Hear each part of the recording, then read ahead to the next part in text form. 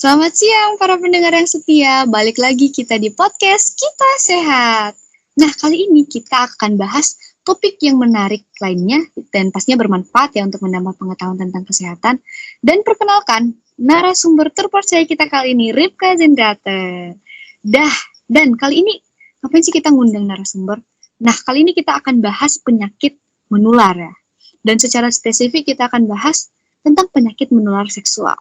Nah, jangan parno dulu karena mendengar penyakit menular seksual. Kita tanya dulu nih ke narasumbernya. Sebenarnya apa sih itu penyakit menular seksual? Nah, benar ya, seperti namanya, secara singkat bahwa penyakit ini adalah beberapa jenis penyakit yang ditularkan melalui hubungan seksual. Berarti di sini melibatkan cairan tubuh, terutama cairan kelamin. Nah, penyakit menular seksual ini seperti rantai ya, terus-menerus terjadi begitu. Kenapa sih itu bisa terjadi? Nah, seperti kita tahu, seseorang yang sudah pernah berhubungan seks secara umum akan melakukannya lagi, terutama pasangan yang sudah menikah.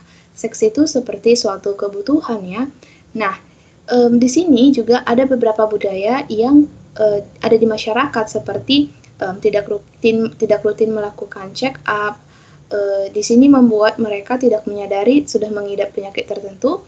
Kemudian ketika sudah terkena penyakit ini, kemudian bersenggama gitu ya, berhubungan seks dengan pasangannya dan membuat pasangannya juga bisa tertular.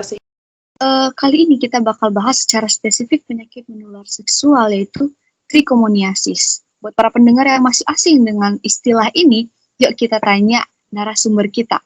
Trichomoniasis itu apa sih sebenarnya? Oke, jadi benar ya, trichomoniasis itu adalah salah satu penyakit di bawah payung penyakit menular seksual. Jadi trichomoniasis disebabkan oleh infeksi sebenarnya dari parasit Trichomonas vaginalis, berarti dari genus Trichomonas dan spesies Trichomonas vaginalis. Sebenarnya ada banyak spesies, namun dari genus Trichomonas kali ini kita akan bahas spesies yang Trichomonas vaginalis. Nah, secara umum penyakit ini sudah cukup banyak ada di tengah masyarakat dan kurang dikenali sebenarnya oleh masyarakat. Jadi karena itu juga kita buat podcast kali ini supaya orang-orang semua pendengar bisa lebih tahu lagi. Nah, orang yang udah terkena trichomoniasis ini biasanya bakal mengalami apa aja sih? Nah, berarti di sini kita bahas gejala gitu ya. Nah, dari ratusan juta penyakit kasus ini yang ada di Indonesia gitu, sedikit sekali yang menunjukkan adanya gejala. Tapi kalau ada pun gejalanya itu berupa iritasi ringan atau peradangan berat. Itu secara umum pria dan wanita. Tapi kalau kita kelompokkan, seorang wanita itu bisa merasakan perih, nyeri, bahkan pendarahan saat berhubungan seks. Juga perubahan warna dan bau pada cairan kelaminnya. Sedangkan pada pria itu bisa mengeluarkan cairan dari penis dan juga bahkan merasakan nyeri dan perih terutama saat ejakulasi dan berhubungan seks begitu. Itu dampak trichomoniasis lebih lanjut itu gimana ya? Itu bisa meningkatkan peluang tertularnya HIV/AIDS. Sedangkan untuk golongan ibu-ibu hamil, nah, di sini bisa menyebabkan penyakit yang turun ke anaknya karena ada infeksi. Kenapa ada infeksi? Karena parasit ini tadi yang menginfeksi ibu itu bisa ditularkan ke anak melalui plasenta barier bayi karena ada kontak fisik yang erat antara ibu dan bayi ketika persalinan. Juga bisa menyebabkan kelahiran prematur dan kurangnya bobot bayi, begitu. Gitu ya. Tapi saya masih penasaran ini ya. Apa sih yang membedakan trichomoniasis dengan penyakit menular seksual lain? Nah, benar ya, ini pertanyaannya kayak, kenapa sih mirip-mirip gitu ya penyakit satu dan yang lain, gejala dan ciri-ciri dan dampaknya. Nah, yang menjadi ciri khas suatu penyakit yang membedakannya dari yang lain itu pasti pertama, itu dari penyebabnya. Seperti yang sudah saya sampaikan sebelumnya, trichomoniasis ini disebabkan oleh parasit dari genus Trichomonas. Dan dalam podcast kali ini kita bahas dari spesies Trichomonas vaginalis. Jadi itu yang sangat-sangat membedakan penyakit satu dan yang lainnya. Nah, ini penularannya itu gimana ya terjadi? Kan tadi katanya penyakit menular ya.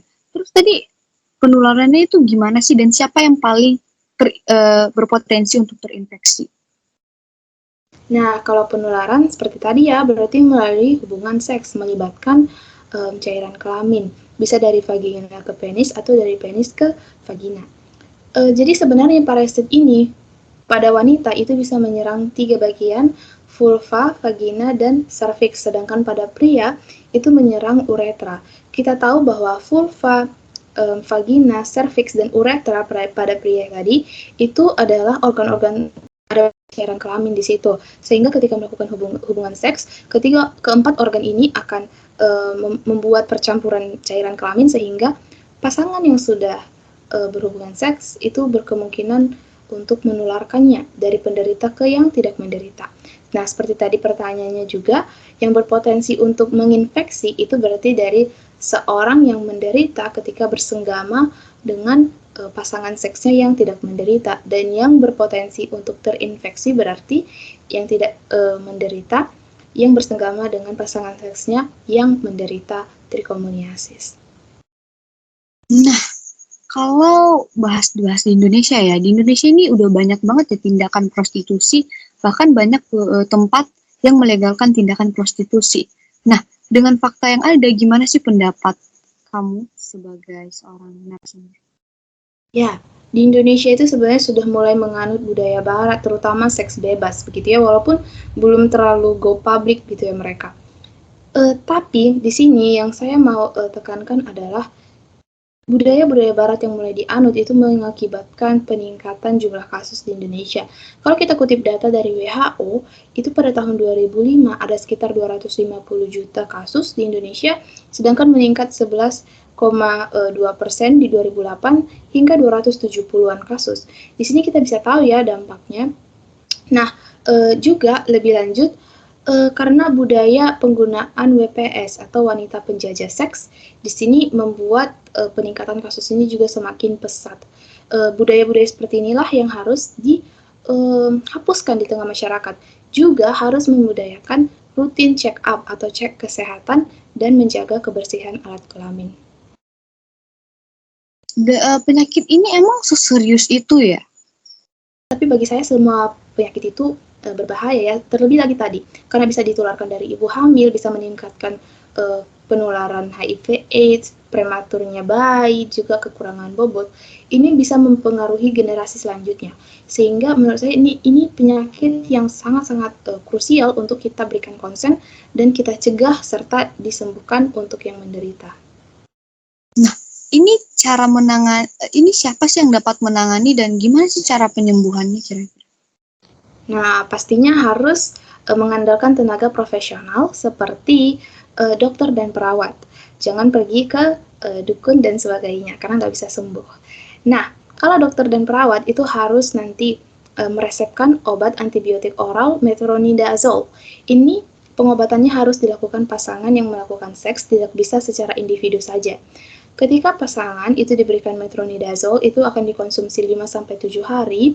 Nah, kabar baiknya, ini penyakit yang cukup mudah untuk disembuhkan. Tapi setelah mengonsumsi obat, itu perlu check-up rutin dari 3 minggu hingga 3 bulan untuk mengantisipasi infeksi kembali.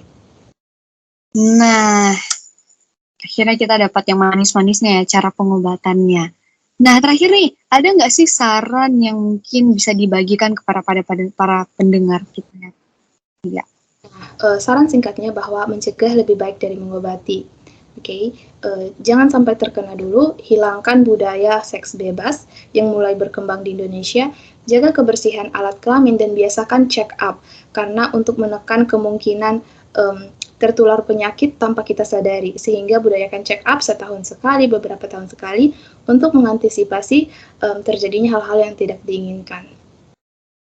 Wow, banyak hal ya yang ternyata bisa kita dapatkan dari podcast kita hari ini. Nah, terima kasih untuk narasumber yang sudah mau memaparkan banyak dan juga untuk para pendengar yang sudah mau mendengar sampai akhir. Dan kita akhiri podcast kali ini. Saya Cecilia Magdalena Gula bersama Ripka Zendrata. Kami pamit undur diri. Selamat siang. Shalom.